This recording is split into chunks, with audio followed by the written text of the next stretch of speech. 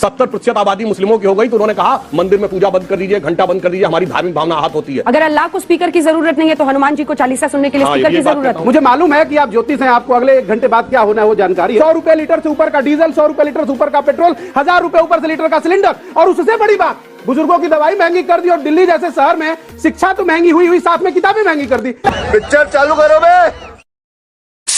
सुधांशु जी, आपसे शुरुआत। सांसद महोदय, जरा बताएं, ये विपक्ष कह रहा है कि आप लोग देश में आग लगा रहे हैं, देश को बांट रहे हैं, हिंदू मुसलमान कर रहे हैं, पत्थरबाजी आपके राज्यों में हो रही है, आप हिंसा को रोक नहीं पाते हैं, फिर मुस्लिमों को टारगेट करते हैं। जवाब दीजिए। देखिए, हम हिंदू मुसलमान कर रहे हैं। ये जो बोल रहे थे जनाब ओवैसी साहब, ये जाकर सबसे पहले क्या बोले थे यूपी में? आपने जनाब गिरिराज सिंह को सुना कि नहीं? नहीं, हम बता रहे हैं उन्होंने क्या बोला था। इनकी पार्टी का नाम है मजलिसे इत्तिहादुल मुसलमीन, यानी मुसलमानों की एकता के लिए समर्पित पार्टी, और वह सेकुलरिज्म के लिए समर्पित है। यदि देश का प्रधानमंत्री कहता था मुस्लिम should have first right over the national resources of India, वो सेकुलरिज्म को समर्पित है। यदि जिस जमाने में कश्मीर में मस्जिदों से भीड़ निकलती थी, अभी हमारे दौर की भी बात है, 2019 से पहले, जुमे की नमाज के बाद, और जाके किसी भी इंस्पेक्टर अयूब पंडित जैसे व्यक्ति को कत्ल कर देती थी, वो सेकुलरिज्म का सुंदर संगीत था। अब दक्षिण का बताता हूं, तमिलनाडु जिले का, तमिलनाडु स्टेट का पेरम्बूर जिला, उसमें कोलतार गांव, 70% आबादी मुस्लिमों की हो गई तो उन्होंने कहा मंदिर में पूजा बंद कर दीजिए, घंटा बंद कर दीजिए, हमारी धार्मिक भावना आहत होती है। कोई सेकुलरिज्म का सूरमा उत्तर से दक्षिण तक बोला हो तो बोलिए, बल्कि तमिलनाडु सरकार ने मान लिया। फिर मद्रास हाईकोर्ट बीच में आया, उसने कहा यह कोई आधार नहीं बनता कि 70% हो गए इसलिए। अब ये बताइए, ये आग दिखाई नहीं पड़ती थी, और जब आग इस सीमा तक हो, जो बात मैं बोल रहा हूं पहले भी बोल चुका हूं, 2014 से पहले भारत आंशिक रूप से मुस्लिम राष्ट्र था। चूंकि अगर ऐसा नहीं है तो मैं चैलेंज करके पूछ रहा हूं, एक नॉन मुस्लिम स्टेट बताइए जहां शरिया के प्रावधान को कॉन्स्टिट्यूशनल सैंक्टिटी प्राप्त हो। जो शाहबानो केस में अगर शरिया के खिलाफ गया सुप्रीम कोर्ट, तो संविधान में संशोधन करके पलट दिया गया। हलाला हो, महरम हो, ट्रिपल तलाक हो, ये सब के सब संवैधानिक दर्जा प्राप्त थे। अगर किसी को आपत्ति, को सेक्युलर देश बता दीजिए जिसमें ये सब चीजों को संवैधानिक दर्जा प्राप्त है। आप बताइए आग कहां पे थी? लेकिन ये जो गिरिराज जी कह रहे थे उस पर आपने कुछ नहीं कहा। अगर अल्लाह को स्पीकर की जरूरत नहीं है तो हनुमान जी को चालीसा सुनने के लिए स्पीकर की जरूरत है। आप एक बार देखिए, अब आप जैसे हनुमान चालीसा में कहते हैं जय हनुमान ज्ञान गुण सागर, हनुमान जी की स्तुति करते हैं। अब हमारे मन की बात है, अजान में क्या कहते हैं? अजान में क्या कहते हैं? अशहदु इलाहुल्लाह, अल्लाह के अलावा कोई इबादत के लायक नहीं है।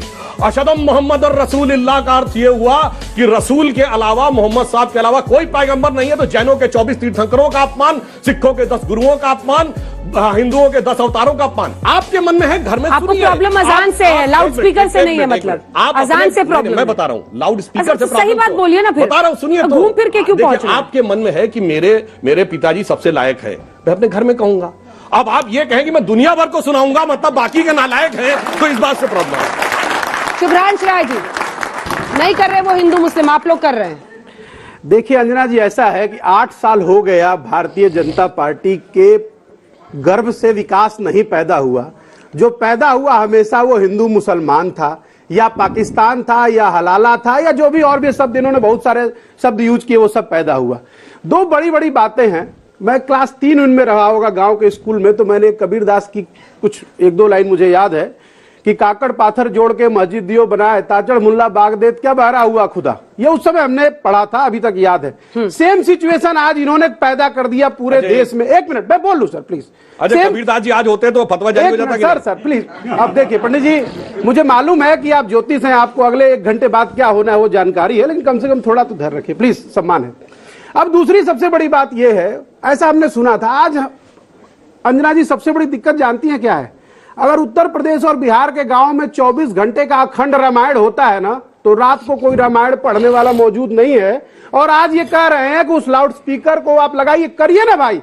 अगर हिम्मत है तो पढ़कर सुनाइए, कर सुनाइए, अपनी जिंदगी में इंप्लीमेंट करके दिखाइए। आप तो बहुत बार बनारस गई हैं, बनारस का संकट मोचन मंदिर। Sir please mister Bansal, please mister Bansal, सब अपनी बारी आप करिए, पढ़िए, अब बचाइए। लेकिन सवाल ये पैदा होता है कि कल परसों से टीवी पे दिख रहा है, मोबाइल पे दिख रहा है, बहुत सारे लोग गले में लपेट के कुछ आगे पढ़ रहे हैं, इनको पढ़ना ही नहीं आ रहा कि हनुमान चालीसा पढ़ रहे हैं कि सुंदरकांड का पाठ पढ़ रहे हैं। अरे धर्म की ऐसी हानि मत करिए। एक बात। दूसरी, आपने बिल्कुल सही कहा सर 8 साल हो गए, अब क्या आपको 80 साल चाहिए 1947 में ले जाने के लिए?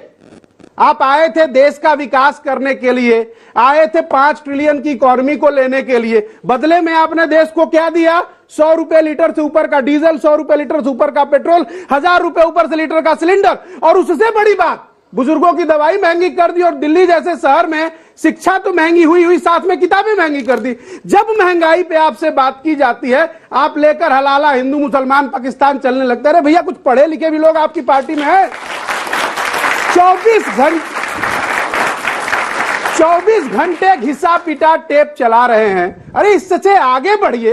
एक तरफ प्रधानमंत्री गरीबों को, अल्पसंख्यकों को, उनकी बेटियों को स्कॉलरशिप भी देते हैं और उनके लिए प्रधानमंत्री आवास योजना में घर भी बनाते हैं। दूसरी तरफ कानून को ठेंगा दिखा के आपके मंत्री, आपके मुख्यमंत्री और आपके अधिकारी उसी प्रधानमंत्री आवास के घरों को तोड़ देते हैं। यह बताइए कि प्रधानमंत्री जी ने बनाया था वो गलत था, या जो आप कर रहे हो कानून को हाथ में ठीक है, इस लेकर पर वो जवाब गलत लेंगे है? सुधांशु जी से। बंसल जी, घिसा पिटा टेप, वही स्क्रिप्ट, अगर 1 महीने पहले का भी शो उठा लें तो वही सब बोल रहे होंगे सुधांशु जी जो आज बोल। नहीं, मैं पीएम आवास योजना में जो घर बना हुआ था, प्रश्न वो नहीं है, उसको गिरा दिया बुलडोजर से। प्रश्न वो नहीं है, लेकिन अगर कोई दंगाई है तो गिरेगा। अगर दंगाई है तो क्यों नहीं गिरना चाहिए? दंगाइयों को सरकार घर ने मिल रहा कानून है। बनाया, उसका सरकार ने कानून बनाया, कानून के तहत कार्रवाई कर रहे हैं। मैं ये नहीं कह रहा कौन सा कर रहा है, वो तो इन्वेस्टिगेशन का विषय है। लेकिन आखिरकार ये जो दंगाइयों के मकान टूट रहे हैं, तभी तो ये बिल बना रहे हैं। नहीं तो कांग्रेस की सांस नहीं निकलती।